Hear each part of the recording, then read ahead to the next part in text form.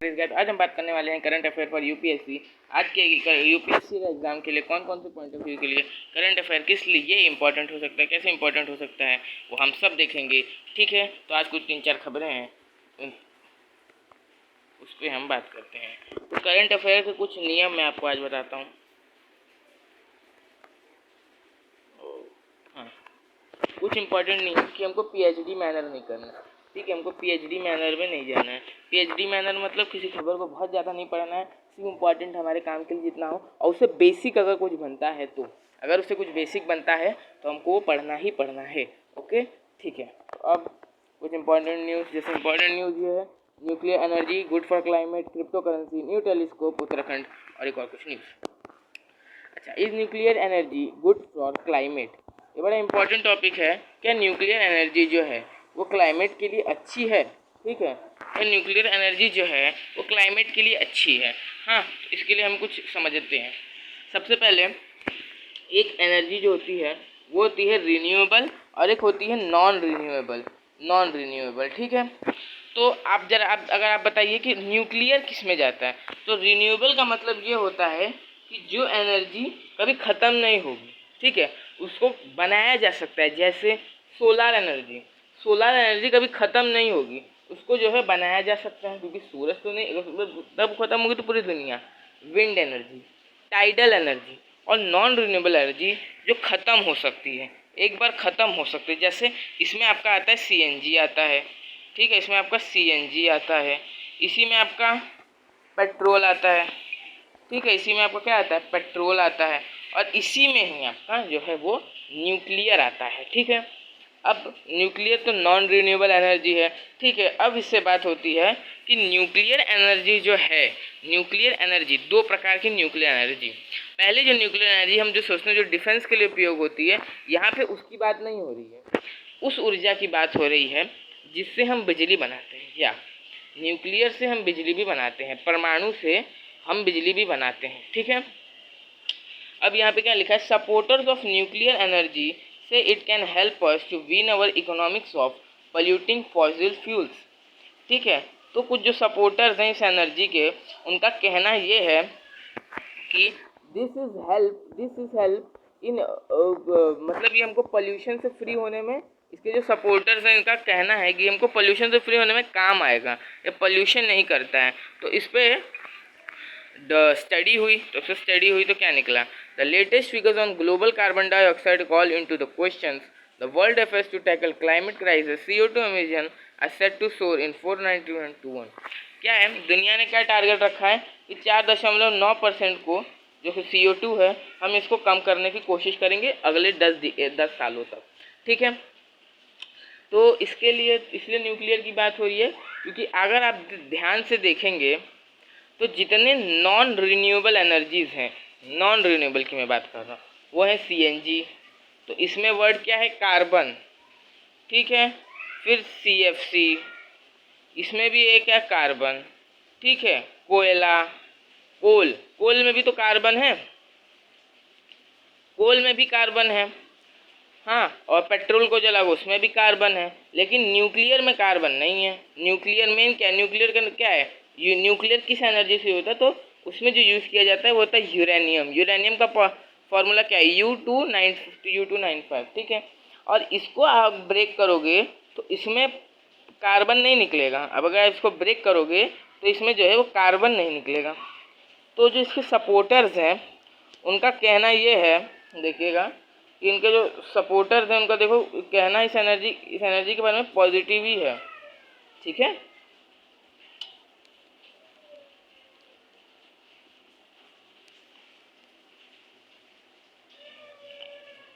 अब अगली न्यूज़ क्या है, न्यूक्लियर जैसे आप देखें ये बता रहे हैं गुड है, अच्छा है।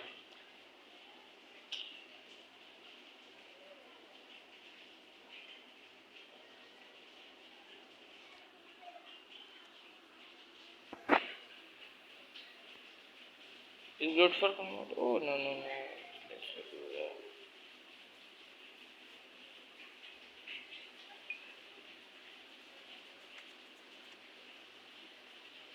हाँ, और बट इन 2020 एमिशन ड्रॉप्ड, जो इसका एमिशन है वो रुक गया।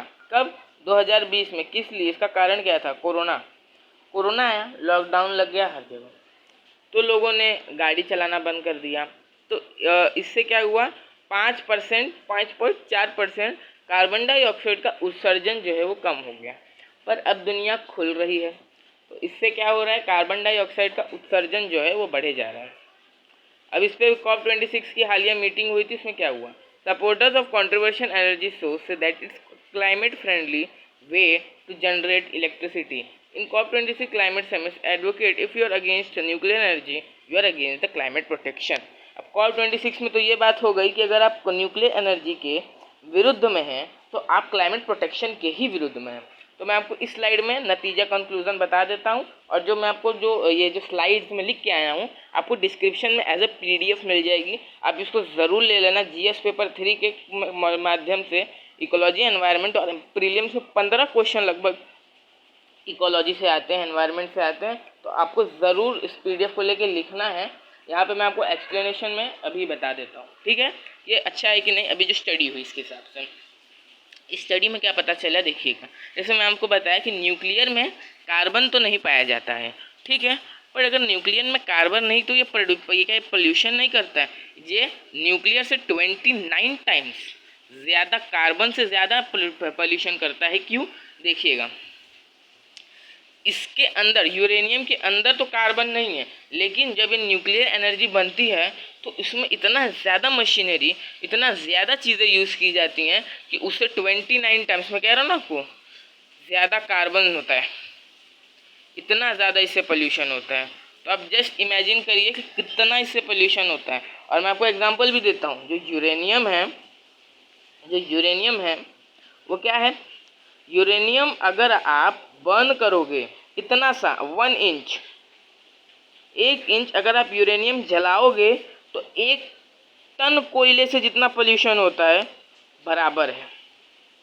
और 4000 लीटर पेट्रोल से जितना पोल्यूशन होता है 1 इंच यूरेनियम को जलाने से सेम उतना पोल्यूशन होता है। तो यूरेनियम से, मैंने जैसे कहा ना आपको, 29 टाइम्स पोल्यूटिंग देन कार्बन। तो ये चिंताजनक बात है। और जो सपोर्टर्स कह रहे हैं ये सही है, ये गलत है। जैसे मैं आपको एग्जांपल देता हूँ। कोई अगर नेता बोलता है कि मैं सिर्फ दाल रोटी खाता हूँ, पब्लिक का पैसा नहीं लेता हूँ, जो मुझे सैलरी मिलता है मैं उसी को खाता हूँ। बट किसी भी नेता को जो कमांडो मिलती है, ठीक है, वो जहाँ जाए उसके लिए S-400 मिसाइल मंगवाई जाती है, मतलब मंगवाई जा रही है, हाँ। और वो जहाँ जाता है उसके लिए फोर्स तैयार हो जाती है, 20-25 गाड़ी जाती है उसके साथ, तो उसमें तो खर्चा होता ही है ना। जहाँ जाता है प्रशासन उसके साथ रहता है, तो उसमें तो खर्चा होता ही है, ठीक है। तो COP26 में भी ये बात हुई कि सही है। In nuclear power zero emission energy, nuclear energy is responsible for greenhouse gas. इससे देख लो आप, ग्रीन हाउस गैस भी उससे होता है। और वैसे भी कोई बहुत कम in fact no energy resource is completely free of emission. ये भी मैंने लिखा है कि कोई भी एनर्जी सब उत्सर्जन करते हैं। कोई एनर्जी 0% का नेट ज़ीरो नहीं हो सकती। नेट ज़ीरो होना वो बात की बात है, बट कोई एनर्जी खुद में ही नहीं कह सकती कि मैं पोल्यूशन नहीं करती। सब एनर्जी में कुछ कुछ ऐसा होता है जो थोड़ा सा तो पोल्यूशन होगा ही, ठीक है। लेकिन मैंने आपको बताया न्यूक्लियर एनर्जी में बहुत पोल्यूशन है। How much CO2 does in nuclear produce result very significantly depend on whether only considered the process of electric generation. A report released in 2014 by the UN and IPCC that, for example, estimated a range of 3.7 to 1 for CO2.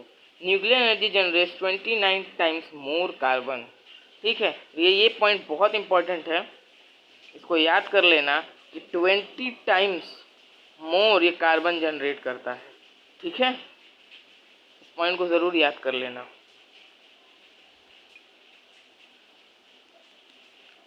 अब क्या है? Until and unless we cannot get alternative, we can't use but solar and wind energy is good source than the nuclear।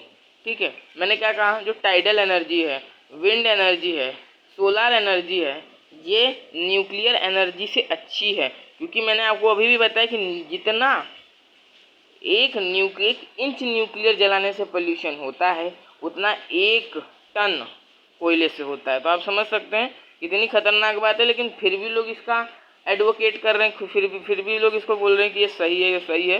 तो अब आपको UPSC question interview में कई बार ये question पूछते हैं, what is cryptocurrency, GS paper 3 science and tech. A cryptocurrency is the medium of exchange such as the rupee or a dollar, but is digital in format and uses encryption techniques to both control the creation of monetary units and to verify the exchange of money. Bitcoin is known as the best known cryptocurrency. पहले तो ये जान लो भाई कि crypto currency current affair में क्या कर रहा है। क्रिप्टो करेंसी अगर मैं डेली करंट अफेयर में लाऊँ तो डेली करंट अफेयर में आएगा, उसका नाटक डेली चालू रहता है, ठीक है।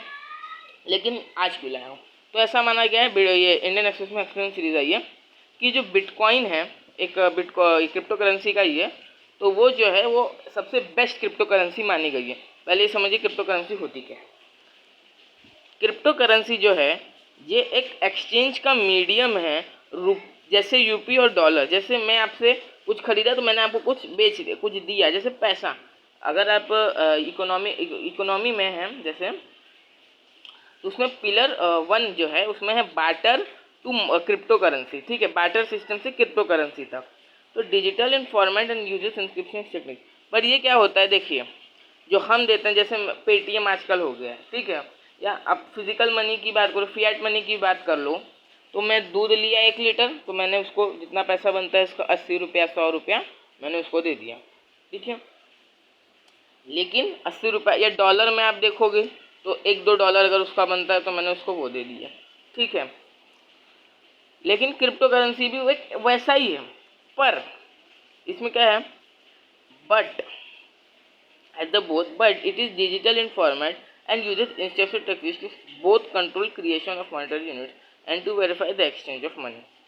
लेकिन ये क्या है, ये एक ऑनलाइन चीज़ है, पैसा भी ऑनलाइन होता है, हम करते हैं, बट ये सिर्फ ऑनलाइन है। आपको कोई बिटकॉइन ऐसे नहीं, वो फोटो वोटो फालतू है। जो बिटकॉइन होता है वो ऑनलाइन ही आपके पास रहता है, ठीक है, और ये इंक्रिप्शन टेक्निक्स के द्वारा बनाया जाता है, ठीक है, इंक्रिप्टेड रहता है, ठीक है। तो ये आप वो भी एक एक्सचेंज ऑफ मनी है, लेकिन इसकी ये प्राइवेट करेंसी है, ठीक है। आपसे पूछ सकते हैं विच करेंसी इज नोन एज, जो छोटे मोटे एग्जाम्स होते हैं SSC, group D, railway. Group D का एग्ज़ाम कब होगा वो बाद में कभी चर्चा करेंगे। लेकिन प्राइवेट करेंसी, इस पर कोई देश अपना मालिकाना हक नहीं जताता है, ठीक है। लेकिन अब एक बड़ी न्यूज़ आ गई है, अल सल्वाडोर एक देश है, उसने कहा है कि अब हमारी जो नेशनल करेंसी रहेगी वो बिटकॉइन रहेगी, ठीक है। तो ये भी एक आपके लिए इम्पोर्टेंट खबर हो सकती है, एक मतलब जनरल नॉलेज के लिए खबर। In traditional finance deals, where 2 parties are using fiat money, a third party organization with cryptocurrency chain or private computer and net. पहले क्या होता था, 2 पार्टीज, जैसे मैं आपको थोड़ा बैंकिंग सिस्टम यहाँ पे बताता हूँ। 2 पार्टीज होती थी फियाट मनी के साथ, यानी फिजिकल मनी के साथ, एक पार्टी ने दिया एक पार्टी ने दिया। तो इससे क्या होता था, मतलब आपने दूध लिया आपने पैसे दिए। लेकिन इसमें थोड़ा अलग सिस्टम है, या तो आपने अगर वैसे भी की दिया पेटीएम से, तो बीच में जो मीडिएटर है वो कौन है, बैंक है, ठीक है, बीच में जो मीडिएटर है वो रहता है बैंक।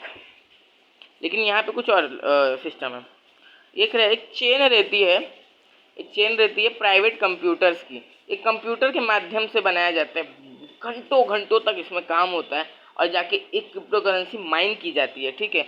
मतलब रहते हैं, हाँ, उसका आपने देखा होगा जो कोयला का बोलते हैं ना, माइनिंग खदान होता है कोयला का, ठीक है। तो कोयला का जो माइंस होता है उसमें माइनिंग होती है, ठीक है, वैसे ही क्रिप्टो की भी माइनिंग होती है, ठीक है। तो जो क्रिप्टो माइनिंग मतलब जो क्रिप्टो के बनने का, जो क्रिप्टो करेंसी जैसे बनती है उस प्रोसेस को बोलते हैं क्रिप्टो माइनिंग, ठीक है। और आप जो ट्रांजैक्शंस करते हो, जैसे मैंने दूध लिया और जितना, मान लो जो हमारा दूध है वो 1 डच कॉइन का है, मान लो डच कॉइन बहुत पैसा होता है, बट मैं एग्जांपल देता हूँ। 1 डच कॉइन का मतलब होता है 1 लीटर दूध, मतलब 1 लीटर दूध उतने का ही है, ठीक है। तो मैंने 1 लीटर दूध दिया, ऑनलाइन 1 डच कॉइन दे दिया उसको, तो उस टेक्निक को बोलते हैं ब्लॉकचेन टेक्नोलॉजी। ठीक है, अब जो और आपको जानने लायक खबर हो इससे, आप कैसे बिटकॉइन कमा सकते हो। ठीक है, बिटकॉइन के लिए दो, या तो आप खुद माइनिंग करो बिटकॉइन की, ठीक है, आप खुद कंप्यूटर से बनाओ। दूसरी, जो इंडिया में आजकल जो ऐप्स आ गए हैं बहुत सारे, जैसे कॉइन बीटेक्स, बहुत सारे ऐप आ गए हैं, तो आप उन ऐप से भी ट्रेडिंग करके जो है बिटकॉइन पा सकते हो।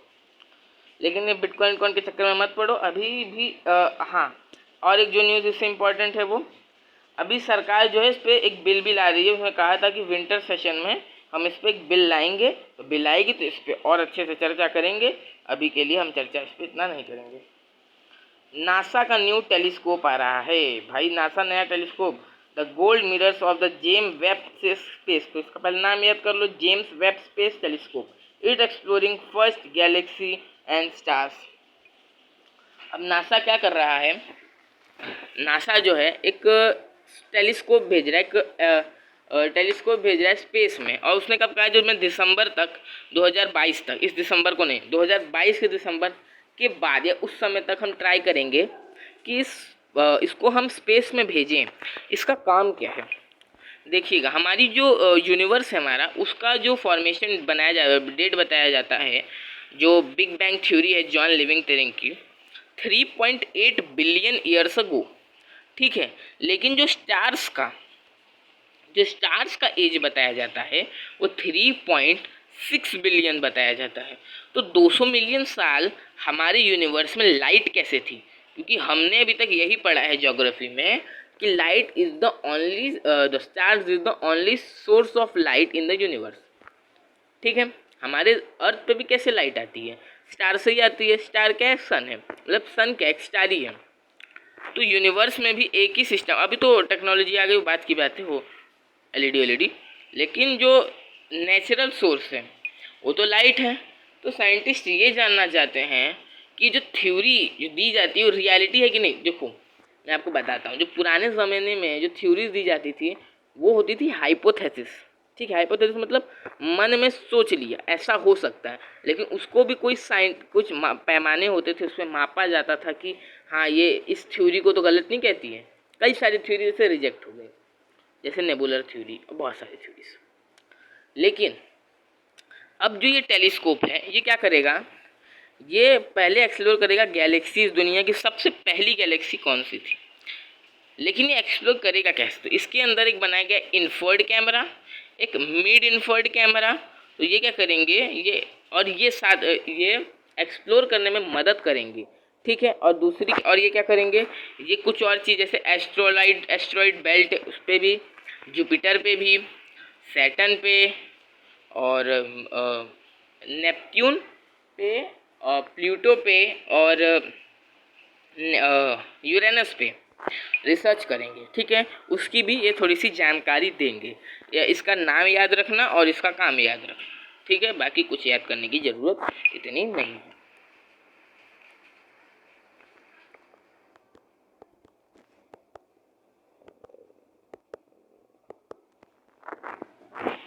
Q2 जीडीपी, अब जीडीपी के जो Q2 आई है, जीडीपी में जो Q2 है, इसमें जो है वो ग्रोथ बताई गई है 8.4% की।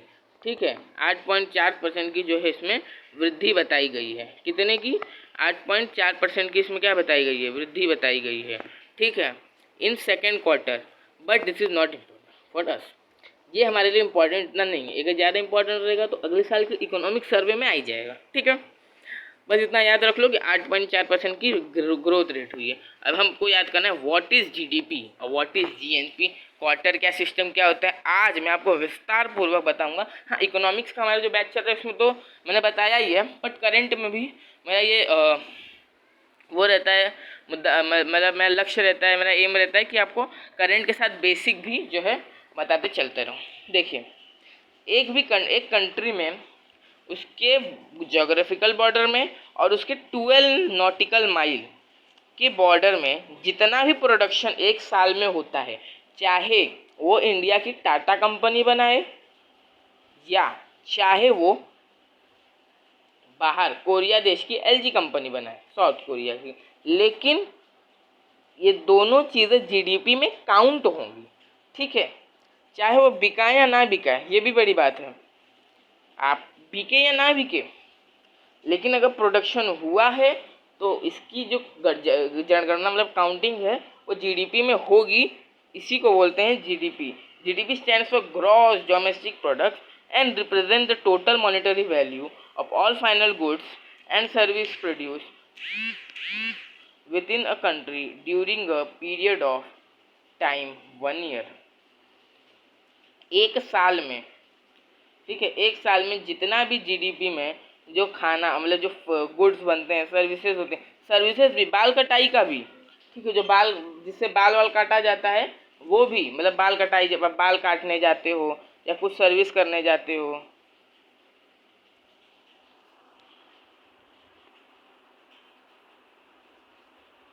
ठीक है, आप बाल कटाने जाते हो, कुछ सर्विस करते हो, ठीक है, एक कंट्री में जो भी होता है उसको हम जीडीपी बोलते हैं।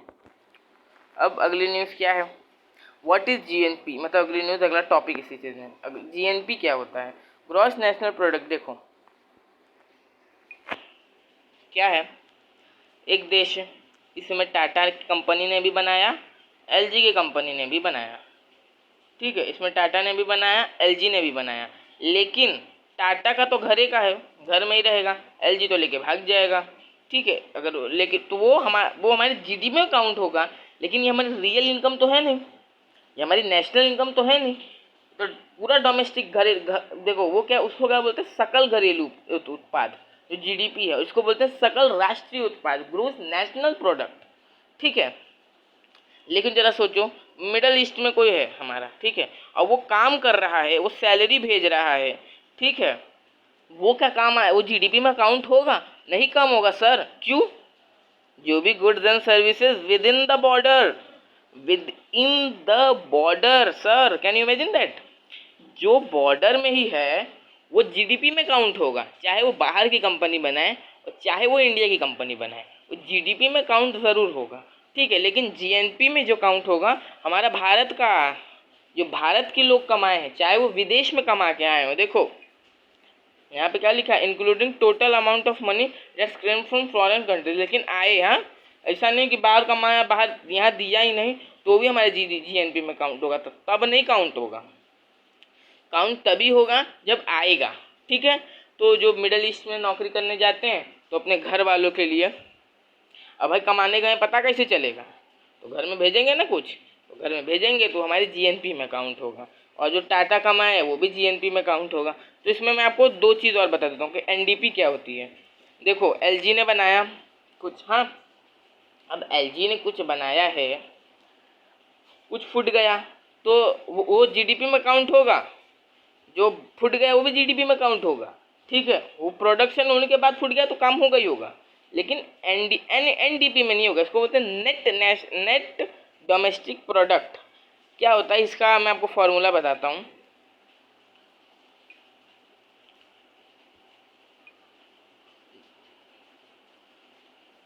Total GDP minus depreciation,